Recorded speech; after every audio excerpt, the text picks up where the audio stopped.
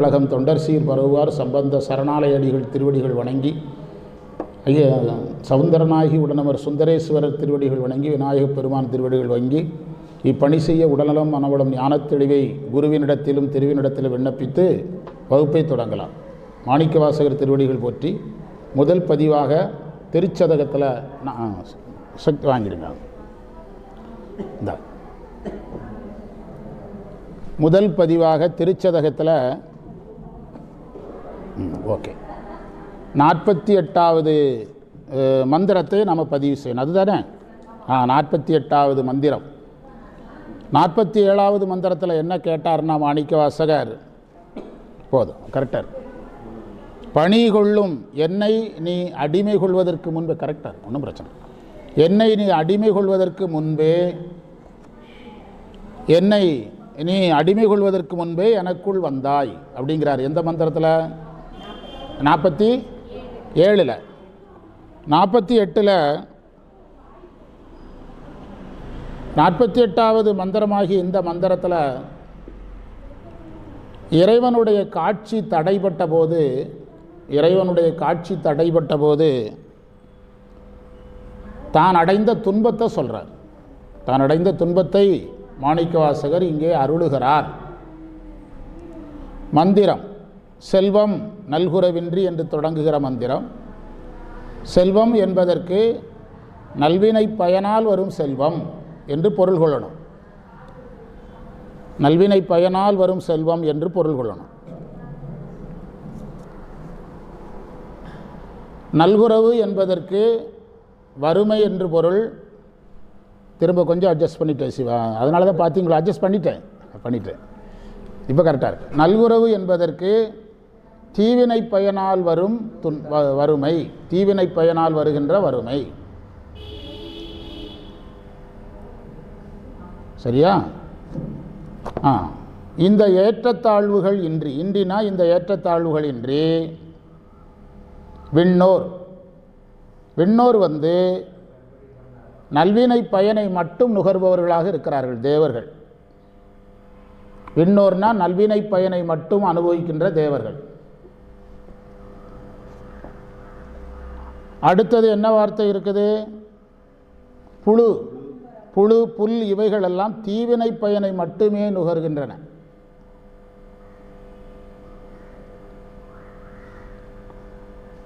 புல் வரம்பு இன்றி யாருக்கும் என்ற சொல் வந்து, அதாவது செல்வம் இருக்கிறவங்களாக இருக்கலாம், அதிலேருந்து எடுக்கணும். வறுமையில் இருக்கிறவங்களாக இருக்கலாம், புல்லாக இருக்கலாம், தேவர்களாக இருக்கலாம், புழுவாக இருக்கலாம், எல்லா உயிருக்கும்னு அர்த்தம்.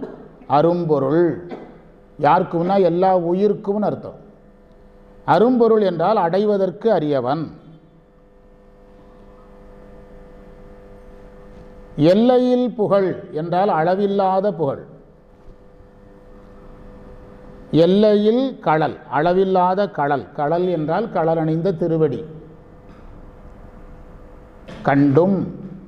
கண்டும் என்றால் தரிசிக்கின்ற வாய்ப்பு பெற்றும். பிரிந்தனன், என்னை விட்டு இறைவன் பிரிந்து விட்டான், அல்லது நான் இறைவனை பிரிந்தேன்.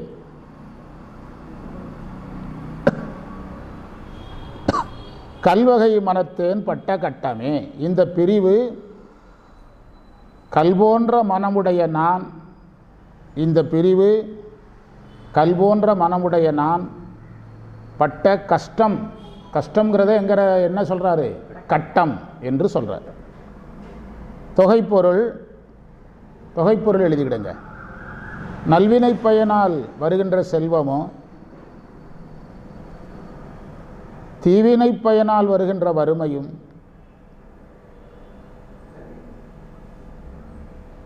இந்த ஏற்றத்தாழ்வுகள் இல்லாமல் நல்வினையை மட்டும் நுகர்பவர்கள் தேவர்கள்.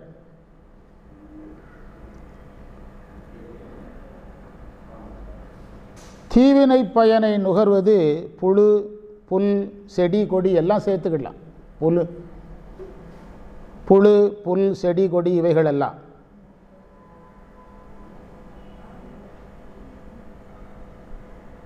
இங்கு சொல்லப்பட்ட உயர்தினை அக்ரிணை அல்லது இயங்குதிணை நிலைத்திணை. உயர்திணை அக்ரிணைன்னு சொன்னாலும் சரி, இயங்குதிணை நிலைத்திணை. இயங்குதிணைன்னா இப்போ மரம் இருக்குது, இடம் விட்டு இடம் என்ன செய்யாது, போய்விடாது, அது நிலைத்திணை. பறவை விலங்குகள் எல்லாம் என்னது, இயங்குதிணை, ஒரு இடம் விட்டு இன்னொரு இடத்துக்கு போகுது, இயங்குதிணை.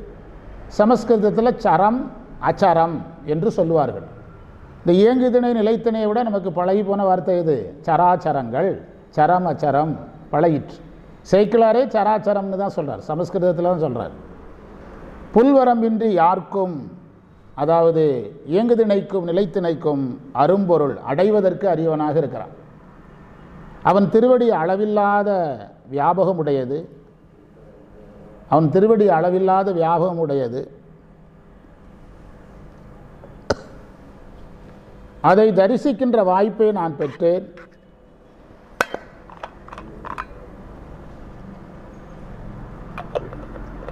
தரிசித்த பிறகு பிரிந்தேன்.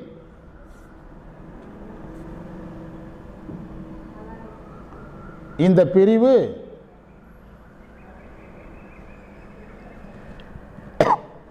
கல்போன்ற மனமுடைய எனக்கு மிகப்பெரிய துன்பத்தை தருகிறது.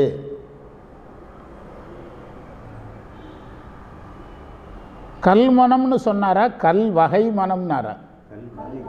அதில் மட்டும் கொஞ்சம் கவனமாக எழுதணும். கல்லின் வகையில் ஒன்று என்று சொல்வது போல் அவர் மனமா. கல் மனம்னு சொன்னால் வேற அர்த்தம். கல் வகை மனம், கல்லில் செங்கல், கருங்கல், இப்படிலாம் வெள்ளை கல், கிரானைட் கல்லுங்கிறீங்களா, அது என்னுடைய மனமும் அதில் ஒரு லிஸ்ட்டில் இருக்குங்கிறார். கல்லின் வகையில் ஒன்று போன்றது என்னுடைய மனம், வலிமை உடையது என்று சொல்லுகிறார். இப்போ நாம் விளக்கம் பார்க்க போகிறோம். யாருக்கும் என்ற சொல்லுக்கு மாணிக்கவாசகர் எவைக்கும், மாணிக்கவாசகர் உயர்திணையை அக்ரிணையை சொன்னாரே தவிர ஒரு இடத்துல கூட எவைங்கிற வார்த்தையை பயன்படுத்தலை. எவைக்கும் என்றும் சொல்லலை, எவருக்கும்னு சொல்லலை. ஆனால் நாம் யாருக்கும் என்பதற்கு இயங்குதிணைக்கும் நிலைத்திணைக்கும்னு பொருள் எடுக்கணும். இயங்குதிணைக்கு நிலைத்திணைக்கும் என்று பொருள் எடுக்க வேண்டும். நாம் நினைப்பது போல மனிதர்கள் மட்டுமே சிவபூஜைக்கு உரியவர்கள் கிடையாது. எல்லா உயிர்களும் எதற்குரியது? எல்லா உயிர்களுக்கும் சைவ சித்தாந்தப்படி நமக்கு இருப்பது போல கருவிகள் உண்டு, கருவிகள் நுட்பமாக உண்டு. அதனால் யாருக்கும் என்பதற்கு இயங்குதிணைக்கும் நிலைத்திணைக்கும். அடுத்தது செல்வம் நல்குரவு விண்ணோர் என்ற வார்த்தைக்கு பொருள் பார்க்க போகிறோம். செல்வம் நல்குரவு விண்ணோர் நம்ம முன்னுரையிலே பார்த்துட்டதுனால உங்களுக்கு ஈஸியாக இருக்கும். இந்த 3 வார்த்தைக்கு திரும்ப பொருள் பார்க்க போகிறோம். செல்வம் என்ன, செல்வருக்கு என்ன அடையாளம்? அவர் செல்வம்னு தான் சொன்னார். பண்டிதமணி தான் நல்வினை பயனை நுகர்கின்ற செல்வர்ங்கிறார். அதுதான் உரை படிக்க வேண்டிய கட்டாயம். செல்வங்கிறதுக்கு பொருள் வேறு, பண்டிதமணி சொல்கிற பொருள் வேறு. செல்வம் என்பதற்கு எவ்வளோ நீளமான பொருள் சொல்கிறார் பாருங்கள். நல்வினை பயனை நுகர்கின்ற, எனது நல்வினை பயனை நுகர்கின்ற செல்வந்தர்கள், இவ்வளவு பொருள் எடுக்கணும். நல்குறவுங்கிறதுக்கு என்ன பொருள் எடுத்திருக்கிறோம்? தீவினை பயனை நுகர்கின்ற வறியவர்கள், ஏழைகள்.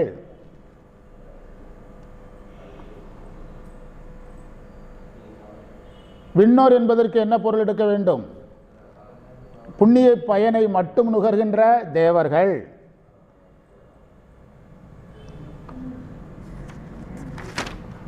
இது அவர் சொன்னவரை தான் இப்படி பொருள் எடுக்கணுங்கிறதே நமக்கு என்ன செய்கிறது, தெரிகிறது.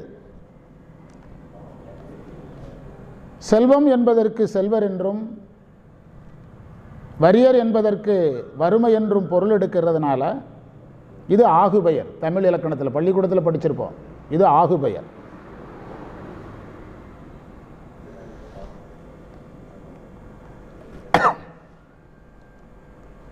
உலகியலில் ஒரு செல்வந்தர் இன்னொரு செல்வந்தரை காண்பது மிக எளிது. ஊரில் 2 பெரிய மில்லதிபர்கள் இருக்கிறாங்க அப்படின்னா 2 பேரும் சந்திக்கிறது ஒன்றும் பெரிய கஷ்டம் கிடையாது. ஆனால் அவங்கள பார்க்கணும், ஒரு அவசரம்னா எப்போ வேணாலும் வாங்கம்பார். இங்கே மாணிக்கவாசகர் என்ன லாக் பண்ணுறாரு பாருங்க, பணக்காரர்களும் யாரையும் பார்க்க முடியாதுங்கிறாரு. இறைவன் இறைவன் அருட்செல்வனாக இருக்கிறான். ஆனால் பொருட்செல்வம் வச்சுருக்கிறவங்க என்ன செய்ய முடியாது. எவ்வளோ அழகாக லாக் பண்ணுறாரு பாருங்கள். உலகியல்ல 2 செல்வந்தர்கள் சந்திக்கிறது ஈஸி. நம்ம ஊரில் ஒரு பெரிய பணக்காரர்கிட்ட நான் சந்திக்கணுமா தம்பி, பிஸியாக இருக்கிறேன், ஆந்திராவுக்கு போயிருக்கிறேன், 1 வாரம் கழித்து வாங்கம்பார். அதே அந்த ஊரில் இருக்கிற இன்னொரு பணக்காரர் கூப்பிட்டா என்ன சொல்லுவார், அண்ணா எப்போ வேணாலும் வாங்க, நான் வெயிட் பண்ணுறேன், நான் டிக்கெட்டை கூட கேன்சல் பண்ணுறேன் பார். உண்டா இல்லையா? ஆனால் அது எங்கே நடக்காதுங்கிறாரு. ஆனால் உலகில் ஒரு செல்வன் இன்னொரு செல்வனை சந்திப்பது எளிது, ஆனால் அருட்செல்வனாகிய இறைவனை சந்திப்பது கடினம்.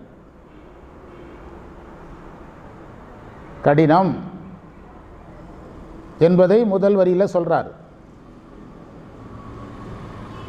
அப்போ வறியவர் காண்பதற்கு எளிதான ஒரு கேள்வி வரும்ல, அடுத்த கேள்வி வந்துடும்ல. ஏழை சாமியை பார்க்கறது எளிதான்னா பண்டிதமணி சொல்றாரு, இங்கு செல்வமும் வறுமையும் அளவு கிடையாதுன்ட்டார். மெஷர்மெண்ட் என்ன கிடையாது. செல்வனா வறியவனா என்பது அளவல்ல, தகுதி அல்ல. செல்வன் என்பதை கொண்டும் வறியவன் என்பதை கொண்டும் அளவு செய்யப்படுவதில்லை. ஏழையாக இருந்து தவமே செய்யலை, செல்வனாக இருந்து தவம் செய்கிறார்னா யாருக்கு எட்டுவார்? அந்த செல்வந்தனுக்கு எட்டுவார். ஒருத்தர் ஏழையாக இருக்கிறாரு, தவம் செய்யலை. ஒருத்தர் செல்வந்தராக இருக்கிறார். எத்தனையோ செல்வந்தர்கள் சிவபக்தர்களாக இருக்காங்கல்ல. செல்வந்தராக இருக்கிறாரு, தவம் செய்கிறாருன்னா யாருக்கு எட்டுவார்? அந்த செல்வந்தருக்கு எட்டுவார். அதையும் அவரே சொல்கிறார். மெய்யுணர்வு யாருக்கு இருக்கிறதோ அவருக்கு எட்டுவார். ஏழையாக இருந்து தவம் இருந்தால் எட்டுவார். ஏழையாருக்கு தவம் செய்யலைன்னா எட்ட மாட்டார். ஏழைங்கிற ஒரு காரணத்துக்காக சாமி வருவார்னு என்ன செய்யக்கூடாது, சொல்லக்கூடாது. செல்வர் என்ற ஒரு காரணத்துக்காக சாமி வரக்கூடாது. 2 பேரும் தவம் செஞ்சாங்களா இல்லையா என்பதை எடுத்து சொல்லியிருக்கிறார். சாதனம் இருந்தால், நம்ம இப்போ வகுப்பே அதில் தான் போயிட்டுருக்கு, சாதனம் இருந்தால் அருள் உண்டுன்னு சொல்லிட்டார். அதாவது யார் என்பது அந்த அளவு கிடையாது.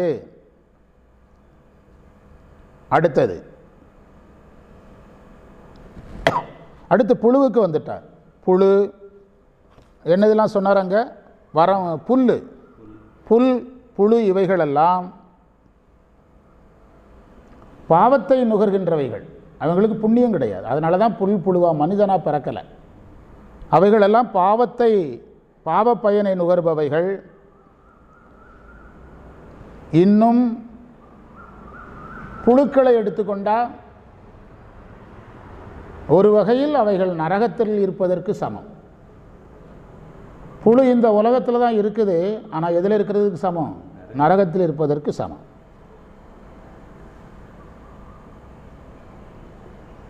புற்களை சொல்லும்போது, புல்லை சொல்லும்போது மரம் செடி கொடி எல்லாம் சேர்த்து சொல்லிவிடணும்.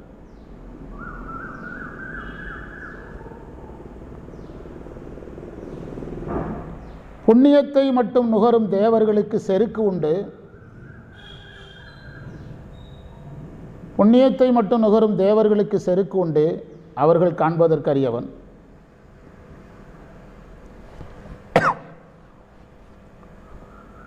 புல் புழு போன்றவைகளும் அபுத்திபூர்வமாக தெரியாமல் செய்கின்ற நல்வினைன்னு சொல்லுவாங்க. அபுத்திபூர்வமாக நல்வினை செய்தால், தெரியாமல் செய்கின்ற நல்வினை. இப்போ ஒன்றுமில்லை, ஒரு அருகம்புல் வந்து கோயிலுக்குள்ளே முளைச்சிட்டு கோயிலில் விநாயகருக்கு அதை பறித்து சாத்திட்டாங்கன்னு வச்சுக்கிடுங்க, நல்வினை ஆகிறதில்ல. ஒரு மரமே கோயிலுக்கு வெளியே இருக்குது, அதே மரம் கோயிலுக்குள்ளே இருந்தால், இப்போ இந்த வில்வ மரத்துக்கு எவ்வளோ பெரிய வில்வ மரம் எங்கெல்லாமல் இருக்கலாம், அந்த மரத்துக்கு ஒரு யோகம் இருக்குதா இல்லையா? இதெல்லாம் எதில் சேர்ந்துடும்? நம்மளை விட அதிக புண்ணியம் சார் அதுக்கு. ஆமாம், நம்மளை விட அதிக புண்ணியம். நம்ம 1 மணி நேரம் தான் இருக்கிறோம், நேரடியாக பயன்படுதல்ல. இது போன்றவை நல்வினைகள் அந்த மரம் செடி கொடிகளை அடுத்த உயர்ந்த பிறவிக்கு கொண்டு வரும். அடுத்த இதில் எவ்வளோ பெரிய அறிவியல், என்ன சொல்கிறீங்க? அடுத்த உயர்ந்த பிறவிக்கு கொண்டு போகும். ஆமாம், அந்த முள்ளிச்செடி இதெல்லாம் வருதில்ல, அதெல்லாம் இதே தான். இந்த மரம் செடி கொடி போன்றவைகள், புல் புழு எல்லாமே பாஞ்சது. இந்த முள்ளிச்செடி இது வருதில்ல, சொல்லியிருக்கிறோம், அதே தான். அபுத்திபூர்வமாக செய்கின்ற நல்வினைகள் அதற்கு அதை விட மேலான பிறவியை கொடுக்கும்.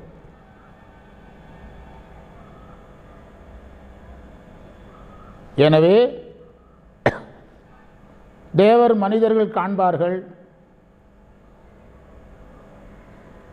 புல் புழுவெல்லாம் காண முடியாது என்று சொல்லக்கூடாது. புல் புழு உயர்ந்த பிறவியை அடைந்து காணும்.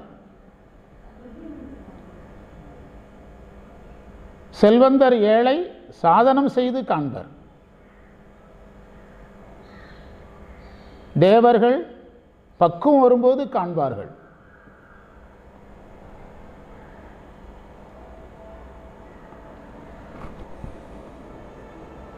எல்லையில் அடுத்த பாயிண்ட்டுக்கு போயிட்டோம். எல்லையில் கடல் கண்டும் என்ற இடத்துக்கு போயாச்சு. அதை சிந்திக்க போகிறோம். எல்லையில் கடல் கண்டும். இந்த எல்லையில் கடல் என்பதை தான் மாணிக்கவாசகர் திருவம்பாவையில் 10வது மந்திரத்தில் பாதாளம் ஏழினும் கீழ் சொற்கழிவு பாதமலர் என்று சொல்லுகிறார். பாதாளம் ஏழினும் கீழ் சொற்கழிவு பாதமலர் என்று சொல்லுகிறார்.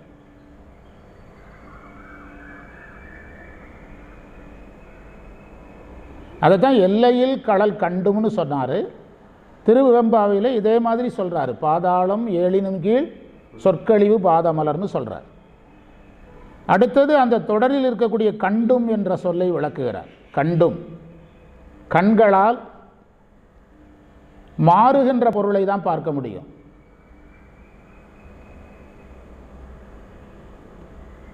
ஆனால் மாணிக்கவாசகர் தன்னுடைய கண்களால் மாறாத யாரை கண்டதை சொல்லுகிறார்? இறைவனை கண்டதை சொல்லுகிறார். அது அருளாளர்களுக்கு அவங்க தன்னுடைய நம்ம ஞானம் வந்தவரை பார்க்குறோம். அவங்க கண்ணே என்ன மயமாக தான் இருக்குது. அதனால் அவங்க அதில் இறைவனை பார்க்குறோம். கடல் என்ற சொல்லுக்கு ஞானம், அருள் என்றெல்லாம் ஆகமம் பொருள் சொல்லுகிறது. கடல் என்ற சொல்லுக்கு ஞானம், அருள் என்றெல்லாம் ஆகமம் பொருள் சொல்லுகிறது. கண்டுன்னு சொன்னாரா மாணிக்கவாசகர்? கண்டும்னாரா? அந்த என்ன சொல்லுதான் பார்க்கறது கஷ்டம்னு அர்த்தமா? அது பாடமே அதுதானே. தேவர்களால் முடியாது, வறியவர்களால் முடியாது. புல்லுக்கு கஷ்டம், நெல்லுக்கு கஷ்டம், எல்லாம் ஒன்று தான். புல் நெல்லுக்கு கஷ்டம். அதனால் அந்த உம்முக்கு அவ்வளோ வேல்யூ இருக்குதான். என்ன வேல்யூ? காண்பதற்கு அரியது என்று பொருளாம். அரியது என்று சொன்னார். அடுத்தது கண்டும் பிரிந்தனன்கிற தொடரை விளக்குகிறார். கண்டும் பிரிந்தனன், கண்டும் பிரிந்தனன். இப்போ நாம் நமக்கு பிடித்த ஒரு பொருளை தேடுகிறோம். அந்த பொருளை நாம் பிரிய மாட்டோம், அவ்வளோ ஈஸியாக பிரிய மாட்டோம். இப்போ நமக்கு ஒரு குறிப்பிட்ட ஊரில் வாழணும்னு ஆசை இருக்குது. அந்த வாழ்கிற வாய்ப்பு கிடச்சிருது. அந்த ஊர் காற்று தண்ணி எல்லாமே ஒத்துக்கிடுது. எதை விட்டு வெளியேற யோசிப்போம்ல. அதே தான் இவருக்கு நடந்துட்டுங்கிறார். நீ எனக்கு பிடித்த பொருள், ஆனால் நான் உன்னை என்ன செஞ்சுட்டேன்? பிரிஞ்சிட்டேங்கிறார். பொதுவாக யாராவது பிடித்த பொருளை என்ன செய்ய மாட்டாங்க? ஆனால் பிடித்த பொருளை நான் பிரிஞ்சிட்டேனேங்கிறார். கண்டும் பிரிந்தனன்கிறார். காண்பதற்கு எளியதாக இருந்ததை கண்டு பிரிஞ்சால் பரவாயில்ல சார், காண்பதற்கு அரிய பொருளை கண்டு பிரிஞ்சிட்டேனேன்னு வருத்தப்படுறாராம். காண்பதற்கு அரிய பொருளை கண்டா பிரிய மாட்டோம். இப்போ கண்ணப்ப நாயனார் புராணத்தை எடுத்தீங்கன்னா குடுமி தேவரை யார் பார்க்கிறா? கண்ணப்பர் பார்க்குறாரு, பிரிய மாட்டேங்கிறாரு. அவர் சொல்கிறாரு, இறைவா நீங்கள் பசியோடு இருப்பீங்க, உங்களுக்கு பசி ஆறுவதற்கு நான் உணவு கொண்டு வரணும், உங்களை பிரிஞ்சு போகணும் அப்படின்னு கிளம்புவார். ஆனால் என்ன சொல்வார்? திரும்ப ஓடி இறைவனை கட்டி பிடித்து கொண்டு உன்னை என்ன செய்ய முடியும்? மனசு வரமாட்டுக்கு, பிரியவும் மனசு வரமாட்டுக்கு, விட்டுட்டு போகிறதுக்கு மனசு வரல. ஏனென்றால் வேடர்கள் இந்த மாதிரி விலங்குகள் ஏதாவது உனக்கு துன்பம் கொடுத்துறோம் என்று யார் யோசிக்கிறா? கண்ணப்பர் யோசிக்கிறார். அதனால தான் சேக்கிழார் இறைவனை கன்றுக்குட்டியாக்கி கண்ணப்பரை பசுவாக்கினார். அது ஒரு புரட்சி அங்கே. ஆமாம், மாணிக்கவாசகர் இறைவனை பசுங்கிறாரு, நான் கண்டுக்குட்டிங்கிறாரு. அங்கே கண்ணப்பர் என்ன ஆகிட்டார்? இறைவனை பசுமாடாக்கி, இல்லை இறைவனை கண்ணுக்குட்டி ஆக்கி கண்ணப்பர் யாராயிட்டார்? பசுவை போல கேர் எடுக்கிறார். யார் மேலே? இறைவன் மேலே கேர் எடுக்கிறார். கண்ணப்பர் பசுவாகிறார், இறைவன் கண்ணுக்குட்டி ஆகிறார். அதனால் பிரிய மறுக்கிறார். ஆனால் மாணிக்கவாசகர் கண்டும் பிரிந்தனன். ஆனால் என் நிலைமையை பாருங்கள், நான் என்ன கண்டும் பிரிந்து விட்டேன். என்னுடைய கதை எப்படி இருக்குன்னு சொல்கிறார் உரையாசிரியர். சொல்கிறாரு, கண்ணில்லாதவன் கண்ணை பெற்று இழந்தது போலங்கிறார். கம்பராமாயணத்தில் இந்த தொடர் இருக்குது. கண்ணிலான் பெற்றிழந்தான் என உழந்தான் என்று கம்பராமாயணத்தில் இந்த தொடர் இருக்குது. கண்ணிலான் பெற்றிழந்தான் என உழந்தான் என்று கம்பர் எழுதுவார். தசரதனை பற்றி சொல்லும்போது எழுதுவார். அதாவது தசரதன் யானை வேட்டைக்கு போவார். அப்போது கண்ணிலான் பெற்று இழந்தான் என உழந்தான் கால வேளான் அப்படின்னு ஒரு வரி வரும். அந்த யானை வேட்டையில் இது வேறு இடம். எந்த இடம்னா, அந்த ராமனை என்னுடைய வேள்வி காக்கிறதுக்கு அனுப்புங்கன்னு கூப்பிட போவார். யார்? விஸ்வாமித்திரர் கூப்பிட போவார். அப்படி அழைக்க போகும்போது யாரை எனக்கு நான் வேள்வி நடத்த போகிறேன் காட்டுக்குள்ளே, எனக்கு துணைக்கு ஆள் வேணும், அப்போது கரிய செம்மல் ஒருவனை தந்திடு அப்படின்னு கேட்பார். யார்? விஸ்வாமித்திரர். கரிய செம்மல் ஒருவனை தந்திடு. இவர் சொல்லுவார், நான் வேணாலும் வர்றேன், லட்சுமணன் அனுப்புகிறேன், தளபதியை கூட அனுப்புகிறேன், யாரை கூப்பிடாதீங்க. அதாவது கரிய செம்மல் ஒருவனை தந்திடும்பார். ஏன் அவருக்கு அந்த ராமன் ரொம்ப அரிதாக பிறந்த ஒரு குழந்தை அவருக்கு, அதனால் யாரை பிரிய முடியல. அந்த இடத்துல கம்பர் இந்த வரியை பயன்படுத்துவார். கண்ணிழந்தான் பெற்றுழந்தான், கண்ணிலான் பெற்றிழந்தான் என உழந்தான் என்பார். கண்ணில்லாதவனுக்கு கண்ணு வந்துட்டு கண்ணு போன மாதிரி இருந்தது, பிள்ளையே இல்லாமல் இருந்தேன், இப்போ பிள்ளை வந்திருக்குது, அந்த பிள்ளையை இவர் பிரிச்சுக்கிட்டு போகிறாரே என்று நினைத்ததாக கம்பரும் எழுதுவார். இந்த நிலைமை தான் இப்போ யாருக்கு?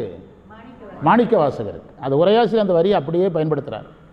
இதையெல்லாம் சேர்த்து தான் பட்ட கட்டமேனர், இது நான் பட்ட துன்பம் என்று சொல்லுகிறார். உரையாசிரியர் சொல்கிறாரு, ஒரு பொருள் நமக்கு கிடைக்கலன்னா துன்பம் இல்லை. லைஃப் லாங்க வாடகை வீட்டில் இருந்துட்டோம்னா பிரச்சனை இல்லை சார். நல்ல பொருளாதாரத்தோடு வசதியாக இருந்து 2500 சதுர அடியில் கார் விடுறதுக்கு இடம் கேட்டு எல்லாம் வசதியாக வாழ்ந்துட்டு திரும்ப வாடகை வீட்டுக்கு போகிறது ரொம்ப கஷ்டம், ரொம்ப கஷ்டம்.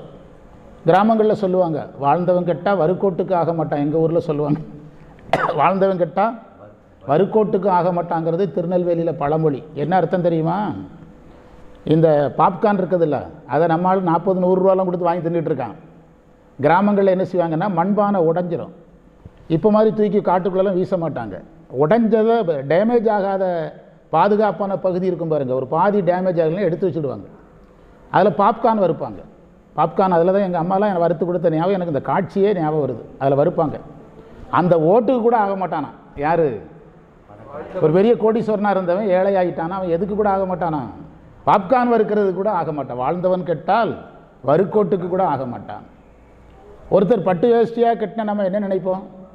பணக்காரன்னு நினைப்போம். எங்கள் ஊரில் சொல்கிறான், அடிக்கடி பட்டு கட்டினா ஏழை ஆகிட்டாங்கிறான். ஏன்னா வேஷ்டி எடுக்க காசு இல்லை. பணக்காரனாக இருக்கும்போது எடுத்த பட்டுச்சாலியை வேஷ்டி எடுத்து கட்டுறான். ஓவராக யோசிக்கிறான்னு திருநெல்வேலியில். அதாவது ஒருத்தர் அடிக்கடி பட்டு வேஷ்டி, கல்யாண வீட்டுக்கு பட்டு வேஷ்டி கட்டினா ஓகே, ரிசப்ஷனுக்கு கட்டினா ஓகே. ஆனால் டெய்லி பட்டு வேஷ்டி கட்டினால் அவன் பணக்காரர், செல்வந்தருக்கு சொல்கிறான். செல்வந்தராக இருந்து ஏழையானவர் அடிக்கடி பட்டு கட்டினா என்ன எடுக்க காசு இல்லைங்கிறான். வேஷ்டி எடுக்க காசு இல்லாதனால பழைய பட்டு வேஷ்டியெல்லாம் எடுத்து கட்டுறாருன்னு கண்டுபிடிச்சிக்க. இப்படியெல்லாம் சொல்லிவிட்டு ஒரு விஷயம் சொன்னான். அதுதான் அந்த கலாச்சாரம். அவங்க என்ன செய்வாங்கன்னா, இந்த வாழ்ந்து கெட்டவங்க வருவாங்க பார்த்திங்களா, அவங்களுக்கு முதன்மை கொடுப்பாங்க. இப்போ ஒரு கார் தான் இருக்குது, நடந்து போகணும் 4 பேர் அப்படின்னா, இந்த வாழ்ந்து கெட்டவரை காரில் ஏற்றி விட்ருவோம். அதை நான் கண்ணால் பார்த்துருக்கேன். அவரை என்ன செய்ய விட மாட்டாங்க, நடக்க விட மாட்டாங்க. இதில் இன்னொரு கல்ச்சரும் இந்த கல்ச்சரையும் வச்சுருந்தாங்க. ஒரு கார் தான் இருக்குது, காரில் போகிறவங்க போக 2 பேர் நடக்கணும்னா, அந்த நடந்து போகிற லிஸ்ட்டில் யார் இருக்க மாட்டா? இந்த செல்வந்தர் இருக்க மாட்டார். அவர் எதில் ஏற்றி விட்டுருவான்? காரில் ஏற்றி விட்டு கார் ஓனர் கூட என்ன செய்வான்? நடப்பான். அது நான் கண்ணால் பார்த்துருக்குறேன். பெரிய பெரிய நிகழ்ச்சிகள்லாம் பார்த்துருக்கேன். இதெல்லாம் உலகியெல்லாம் சேர்த்து இதில் யோசித்தா தான் புரியும். சும்மா மாணிக்க வாசகர் பட்ட கட்டமே அடுத்த பாட்டை பாடு. நேற்று ஒரு லிஸ்ட்டு ஒன்று போட்டு விட்ருக்கிறேன். நேற்று பாடத்தில் முக்கியமான செய்தி போட்டிருக்கிறேன். அதாவது ஒருத்தர், நான் திருவாசகம் ரொம்ப வருஷம் பாடிட்டேன், எனக்கு நீங்கள் மோட்சம் கொடுங்கன்னு இவராக கிளம்பிட்டாருன்னு வச்சுடுங்களா. நேற்று ஒரு கற்பனை கதை போட்டிருக்கிறேன். இவராக கிளம்பிட்டார். அப்போ இறைவன் மாணிக்க வாசகரை கூப்பிட்றாரு, என்னங்க திருவாசகம் 40 வருஷம் படித்தாரா, மோட்சம் கொடுங்கிறாரு, நீங்கள் என்ன சொல்கிறீங்கன்னு யார்கிட்ட கேட்குறாரு? மாணிக்க வாசகர்கிட்ட கேட்குறாரு. மாணிக்க வாசகர் சொல்கிறாரு அப்படின்னு கற்பனை பண்ணி போட்டிருக்கிறேன். திருவாசகம் மட்டும்தானே பாடினார், அதுக்கு மோட்சம் நீங்கள் திருவாசகம் படித்ததுக்கு நீங்கள் என்ன மார்க் போடுறீங்கன்னு சாமிகிட்ட கேட்குறாரு. யார்? மாணிக்க வாசகரே கேட்குறாரு. நான் வேணா ஒரு 45 மார்க் போடுறேன், சாமி சொல்கிறார். எனக்காக ஒரு 15 மார்க்கை சேர்த்து போடுங்க, 60 மார்க்கு. மீதி 40 மார்க்குக்கு எங்கே போகிறது? ஞான சம்பந்தத்தை கேளுங்க. யார் சொல்லுவா? மாணிக்க வாசகர் சொல்லுவார். ஞான சம்பந்தத்தை ஒரு வார்த்தை கேட்டுக்கிடுங்க, திருநாவுக்கரசர்கிட்ட ஒரு வார்த்தை கேட்டுக்கிடுங்க, சுந்தரர்கிட்ட ஒரு வார்த்தை ஏன்னா அப்போனா தான் இதை 1ஆம் திருமுறையாக வச்சுருக்கலாமே. சார் திருவாசகம் போதும்னா எத்தனாம் திருமுறையாக வச்சுருக்கலாம்? 1ஆம் திருமுறையாக திருவாசகத்தை வச்சுருக்கலாம். ஏன் 8ஆம் திருமுறையாக வைக்கணும்? அதுக்கு பிறகு சொல்லுவார் 9ஆம் திருமுறை ஆசிரியர்கள்ட்ட 9 பேர்கிட்ட ஒரு வார்த்தை கேட்டுடுங்க. அதான் நான் சொன்னேன், சிவபெருமான் அப்படி கிளம்பு, நீங்கள் என்ன போடுங்கடா அப்ளிகேஷனை பிரிண்ட் போட்டு எடுத்து கையில் கொடுத்து என்ஓசி நீ 1ஆம் திருமுறையை ஒழுங்க, ஞானசம்பந்தர் தேவாரத்தை ஒழுங்கு பண்ணால் ஞானசம்பந்தர் அங்கே கையெழுத்து போடணும். அந்த ஞானசம்பந்தர் வந்து உனக்கு கையெழுத்து போட்டு வச்சுருப்பார். எல்லோர்கிட்டையும் என்ஓசி வாங்கியிருக்கானான்னு பாரு. 9ஆம் திருமுறை ஆசிரியர் திருமூலர், 11ஆம் திருமுறை ஆசிரியர் சேக்கிழார், இதோட ஓகே தானே அப்படின்னா இல்லை. அது பிறகு யார்? மெய்கண்டார், அருள்நந்தி சிவாச்சாரியார், மறைஞான சம்பந்தர், உமாபதி சிவம், இவ்வளோ பேர் என்ன செஞ்சுருக்கணும்? கையெழுத்து போட்டிருக்கணும்னு சொல்லுவாரா இல்லையா? நேற்று போட்டு விட்ருக்கிறேன். புதுசாக கரூர்லேருந்து திடீர்னு ஞானோதயம் வந்துட்டு இப்படி ஒரு கற்பனை போட்டு விட்ருக்கிறேன். அதனால் மாணிக்க வாசகரே இப்படி சொல்கிறாரு, நான் பட்ட கஷ்டங்கிறாரு. திருவாசகத்தை எழுதினவரே இப்படி சொல்கிறாரு. சார், திருவாசகத்தை படிக்கிற நம்ம எவ்வளவு சாதனை பண்ணணும், உண்டா இல்லையா? எவ்வளவு சாதனை பண்ணணும் அதை சொல்கிறார். ஒரு பொருளை பெறவில்லை என்றால் துன்பம் இல்லை, பெற்று இழப்பது எவ்வளோ பெரிய துன்பம் அதை சொல்லுகிறார். அது தாங்க முடியாதது. அதை அந்த சதகம் 39வது மந்திரம், இந்த கான்செப்ட் அங்கே வருது. திருச்சதகம் 39 வருது.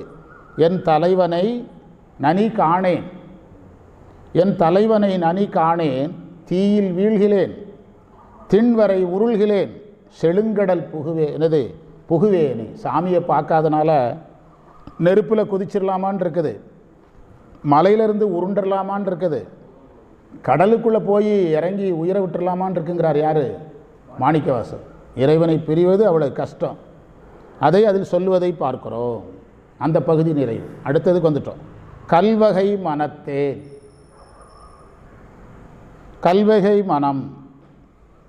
மனம் ஒரு சடப்பொருள். மனசுக்கு தனியாக அறிவு கிடையாது. உயிர் தான் மனசை இயக்கணும். உயிர் மூலமாக தான் மனதுக்கு அறிவு கிடைக்கும். மனசுக்கு அறிவு கிடையாது, மனசுக்கு உருவம் கிடையாது. ஆனால் இந்த மனம் குலையவில்லை.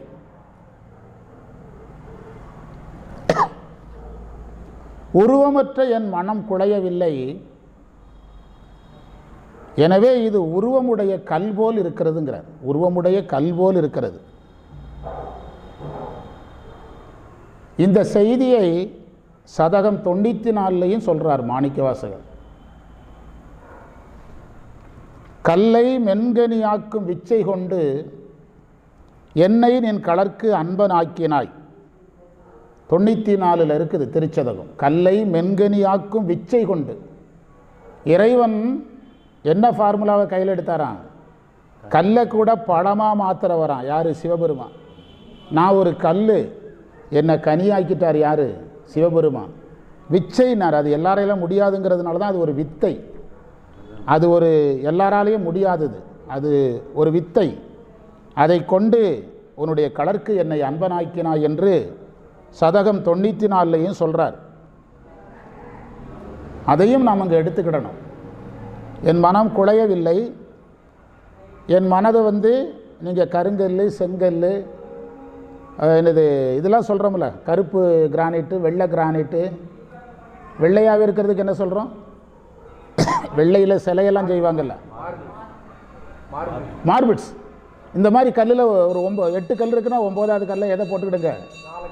சாலக்கிராம கல். இதில் ஏதோ ஒரு 10 லிஸ்ட் வந்தால் 11வது கல்லாக என் மனசை போட்டிருக்காங்க. எவ்வளோ பெரிய செய்தி பாருங்க என்று சொல்லுகிறார். அடுத்து சொல்கிறாராம், இது மூலமாக என்ன சொல்ல வர்றாராம்? குலையாதது என்னுடைய குற்றம், பட்ட கஷ்டமேங்கிறார்ல, குலையாதது என்னுடைய குற்றம், எனவே இந்த துன்பம் எனக்கு பொருத்தமானது தாங்கிறார். இந்த துன்பத்துக்கு நான் என்ன உடையவன்? தகுதி உடையவன். குலையாதது என்னுடைய குற்றம், எனவே இந்த துன்பம் எனக்கு பொருத்தமானதுங்கிறது குறிப்பாக என்பதை குறிப்பாக சொல்கிறார்.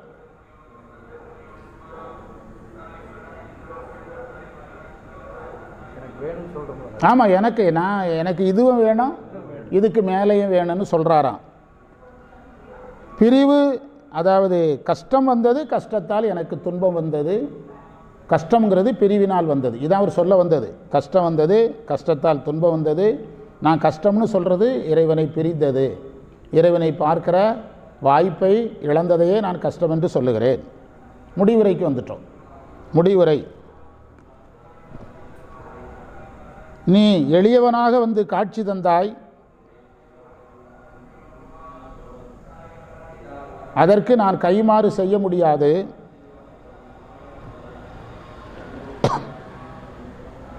நான் உன்னை பிரியாமல் இருந்திருந்தால் அது ஒரு வகையான கைமாறு செய்தல் ஆகும். சார், ஒருத்தர் உங்களுக்கு உதவி செய்கிறாரு, நீங்கள் அவருக்கு திருப்பி செய்ய முடியாது, மறக்காமல் இருக்கணுமில்ல. நீங்கள் திருப்பி செய்யலைன்னா எதையாவது செஞ்சுருக்கலாம், மறக்காமல் இருந்திருக்கலாம்ல. அதை இது இன்னொரு வகை சொல்கிறார். நீங்கள் எனக்கு செஞ்சீங்க, நான் வந்து உங்களுக்கு திருப்பி செய்ய முடியாது, உங்களை விட்டு என்ன செய்யாமலாவது இருந்திருக்கலாம், பிரியாமலாவது இருந்திருக்கலாம்ல, அதை நான் செய்யவில்லை என்பதனால் இது என்ன தலைப்பின் கீழ் வருகிறது? கைமாறு கொடுத்தல் என்ற தலைப்பின் கீழ் வருகிறது. கைமாறு கொடுத்தல் என்ற தலைப்பின் கீழ் வருகிறது என்று பண்டிதமணி கதிரேசனார் உரையை பார்க்கிறோம். இந்த அளவில் திருவாசகப் பகுதியை நிறைவு செய்வோம். கைலாய பரம்பரை போற்றி, மாணிக்கவாசகர் திருவடிகள் போற்றி, சிவாய நம. ஒரு திருமந்திரம் பார்த்தா நம்ம கிளம்பலாம். ஒரு திருவாசக தான் என்ன வேகத்தில் படிக்கிறோம் பாருங்கள் டீச்சர். 4 வரி தான், எவ்வளோ செய்தி பாருங்கள்.